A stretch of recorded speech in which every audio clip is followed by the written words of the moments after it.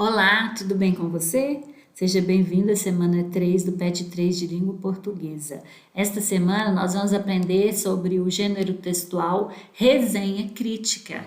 Vamos estudar este gênero, vamos reconhecer suas características, analisar sua estrutura e sua função social. Mas o que é resenha crítica? Sabe quando você assiste a um bom filme e comenta sobre ele com as pessoas? Você fala sobre a atuação dos atores, sobre o figurino, sobre a maquiagem, os efeitos especiais, sobre aquela história emocionante que contou. Então, esses são alguns pontos que geralmente vão vir nesse gênero textual, na resenha crítica. Quando você conta sobre um filme ou um livro que você leu ou assistiu, você está fazendo esse gênero textual. Então, o gênero textual que vamos aprender é mais ou menos assim. Por meio dele, nós lemos a opinião de alguém que leu um livro ou que assistiu a um filme, por exemplo. Então, agora nós já temos uma definição para o gênero resenha crítica. É um gênero textual que, primeiro, traz uma síntese da obra analisada e depois apresenta o posicionamento, as opiniões, as críticas positivas ou negativas do autor do texto em relação à obra. Então, o gênero resenha crítica ele é muito mais que um resumo, porque além de trazer essa síntese da obra que foi vista, foi lida, ela apresenta também a opinião de quem está falando sobre essa obra, apresenta um posicionamento dessa pessoa e críticas que podem ser a favor ou contra, ali influenciando o leitor, que vão influenciar de alguma forma o leitor. Então, tudo isso vem nesse gênero textual. Uma resenha crítica tem o objetivo de informar e influenciar o leitor. Obras como filmes, livros, peças de teatro, exposições, shows podem ser objeto de uma resenha. Este gênero pode apresentar os tipos textuais descritivo, expositivo, narrativo e dissertativo argumentativo em sua composição.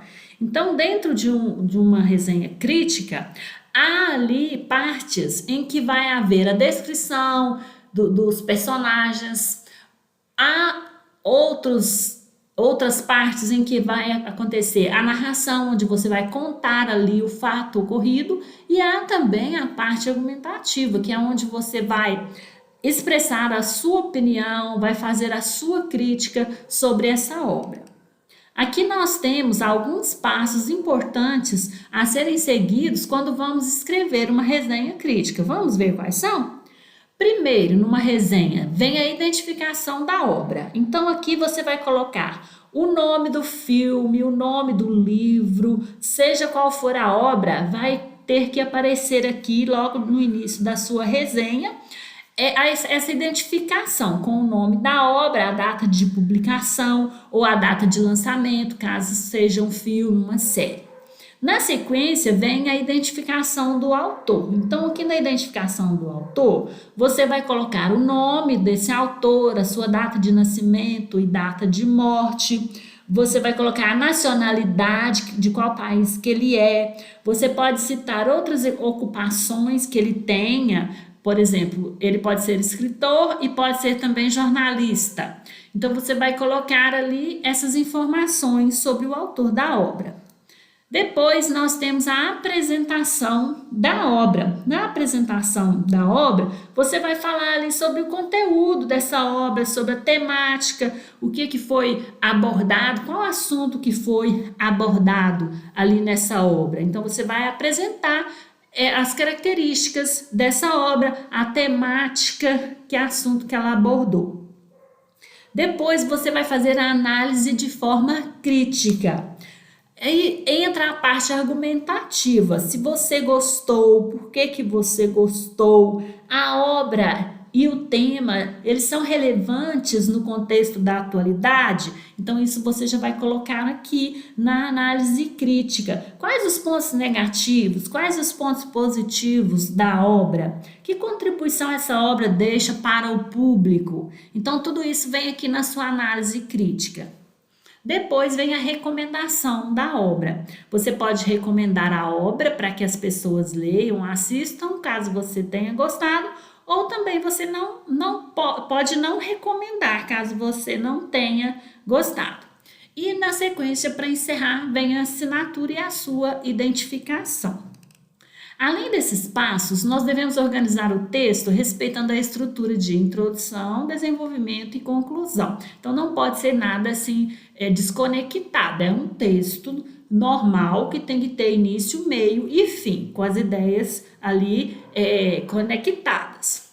A linguagem também é uma questão importante. Ela deve ser clara e acessível, além de normalmente obedecer à variedade padrão da língua portuguesa.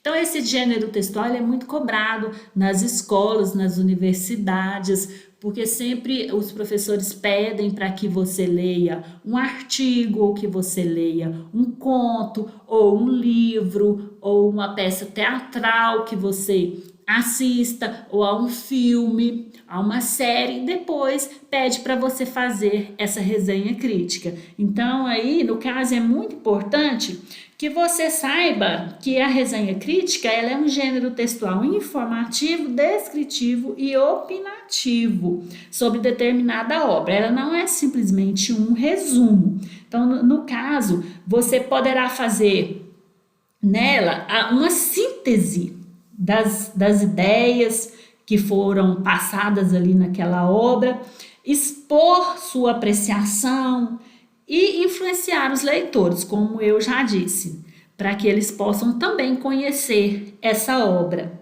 Então, a função da resenha crítica é fazer essa análise interpretativa da obra, expondo ali a sua opinião sobre o objeto analisado. Agora que você já sabe o que é a resenha crítica, vamos fazer as atividades? Não deixe de colocar seu nome aí para identificar você, semana 3, o nome da escola, do professor e a sua turma. Aqui nós temos uma questão do Enem de 2011 na questão 1. O tema da velhice foi objeto de estudo de brilhantes filósofos ao longo dos tempos. Um dos melhores livros sobre o assunto foi escrito pelo pensador e orador romano Cícero, A Arte do Envelhecimento. Cícero nota, primeiramente, que todas as idades têm seus encantos e suas dificuldades, e depois aponta para um paradoxo da humanidade. Todos sonhamos ter uma vida longa, o que significa viver muitos anos. Quando realizamos a meta, em vez de celebrar o feito, nos atiramos a um estado de melancolia e amargura. Ler as palavras de Cícero sobre envelhecimento pode ajudar a aceitar melhor a passagem do tempo. A questão proposta é: o autor discute problemas relacionados ao envelhecimento, apresentando argumentos que levam a inferir que seu objetivo é.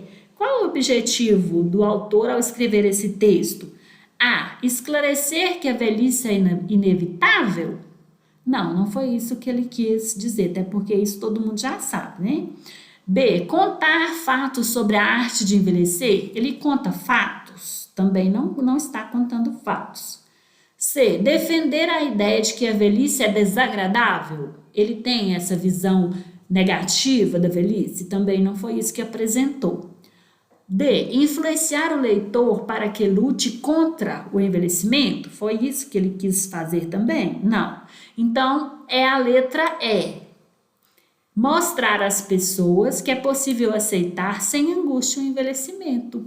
Porque ele fala aqui que as pessoas querem viver muito, mas que depois, quando chega a velhice, elas ficam melancólicas e amarguradas, não é? Mas para terminar, ele fala aqui que ler as palavras de Cícero sobre envelhecimento pode ajudar a aceitar melhor a passagem do tempo. Então, o objetivo dele é esse, é mostrar que é possível aceitar a velhice sem angústias. Letra E. Número 2. Releia o texto da atividade 1 e responda: como podemos comprovar que a leitura feita se trata do gênero resenha crítica? Quais as características nos fazem ter essa comprovação? Bom, nós podemos observar que aqui há todos os dados que possuem uma resenha crítica. Veja só, primeiro, tem o nome da obra, que é A Arte do Envelhecimento, foi citado aqui. Tem o nome do autor, que é o Cícero. Depois nós temos a apresentação do conteúdo, que ele fala que essa obra ela vai falar sobre aqui, ó, que todas as idades têm seus encantos e dificuldades, mas que há um paradoxo entre a humanidade, que todos sonhamos ter uma vida longa, o que significa viver muitos anos, mas quando realizamos a meta, em vez de celebrar o feito, nos atiramos a um estado de melancolia e amargura. Então, isso aqui é o conteúdo da obra que está sendo passado para o leitor. A obra fala disso aí. Depois, ele apresenta a opinião do resenhista sobre o livro. Ele diz aqui no início que é um dos melhores livros sobre o assunto. Então, é a opinião dele. E, para encerrar, ele faz a indicação da obra. Ele diz para as pessoas lerem aqui, ler as palavras de Cícero. Então, ele está indicando aqui para o leitor a obra.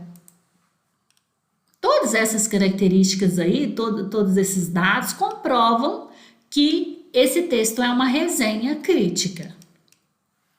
Número 3, leia o trecho a seguir. Em Touro Indomável, que a Cinemateca lança nesta semana nos estados de São Paulo e Rio de Janeiro, a dor maior e a violência verdadeira vem dos demônios de LaMotta, que fizeram dele tanto um astro no ringue como um homem fadado à destruição. Dirigida por um senso vertiginoso de destino de seu personagem, essa obra-prima de Martin Scorsese é um desses filmes que falam a perfeição de seu tema, o boxe, para então transcendê-lo e tratar do que importa, aquilo que faz dos seres humanos apenas isso mesmo, humanos e tremendamente imperfeitos. É da revista Veja. Sobre essa questão, nós temos a pergunta: ao escolher este gênero textual, o produtor do texto objetivou. É uma resenha crítica. Então, qual que é o objetivo de uma resenha crítica, como nós vimos? Letra A: construir uma apreciação irônica do filme? Não, ele não foi irônico ali. B. Evidenciar argumentos contrários ao filme de Scorsese? Não, ele não evidenciou argumentos contrários aqui também sobre o Scorsese, não. C. Elaborar uma narrativa com descrição de tipos literários? Também não foi esse o objetivo. D. Apresentar ao leitor um painel da obra e se posicionar criticamente? Esta opção, como nós vimos, a resenha crítica, ela faz uma síntese da obra e depois ela contém ali a opinião, o posicionamento sobre essa obra de forma crítica. Então, é a letra D. Número 4. Leia o texto e observe a obra a seguir. Meta-esquema. Alguns artistas remobilizam as linguagens geométricas no sentido de permitir que o apreciador participe da obra de forma mais efetiva. Nesta obra, como o próprio nome define, meta, dimensão virtual de movimento, tempo e espaço, esquema, estruturas. Os meta-esquemas são estruturas que parecem movimentar-se no espaço. Esse trabalho mostra o deslocamento de figuras geométricas simples dentro de um campo limitado, a superfície do papel. A isso podemos somar a observação da precisão na divisão e no espaçamento entre as figuras, mostrando que além de transgressor e muito radical, Oiticica também era um artista extremamente rigoroso com a técnica. Então aqui tem a definição do meta-esquema, que fala que são linguagens geométricas, né? Arte com linguagem geométrica, metadimensão virtual de movimento, tempo e espaço. Então, meta-esquemas são estruturas que parecem movimentar-se no espaço. Então, é um tipo de arte, né? Aqui há uma intertextualidade aqui com a disciplina de artes nessa questão. E aqui nós temos um exemplo do que é o meta-esquema. Aqui está explicando para você o que é e aqui vem com um exemplo para você confirmar aqui se você conseguiu identificar o que que é, não é? Então, o meta-esquema, isso aqui é uma obra de exemplo, que é lá do Museu de Arte Contemporânea. Vamos aqui à questão. Alguns artistas remobilizam as linguagens geométricas no sentido de permitir que o apreciador participe da obra de forma mais efetiva. Levando-se em consideração o texto e a obra meta-esquema reproduzidos acima, verifica-se que... Então, nós temos que analisar os dois, nós já lemos, né? Então, você vai analisar os dois e vai verificar o quê? Letra A. A obra confirma a visão do texto quanto à ideia de estruturas que parecem se movimentar no campo limitado do papel, procurando envolver de maneira mais efetiva o olhar do observador. Então, é essa aqui que é a resposta certa. Como eu falei para vocês, aqui nós temos uma definição do que é o meta-esquema, esse tipo de arte, e aqui nós temos um exemplo do que é, para você observar. Então, a obra está confirmando aqui a visão do texto quanto à ideia de estruturas que parecem se movimentar. Então, seria a letra A. Então, é isso, pessoal. Espero ter auxiliado vocês com as atividades da semana 3. Envie esse vídeo para um colega e o incentive a fazer as atividades também. Um grande abraço a todos e até a próxima aula!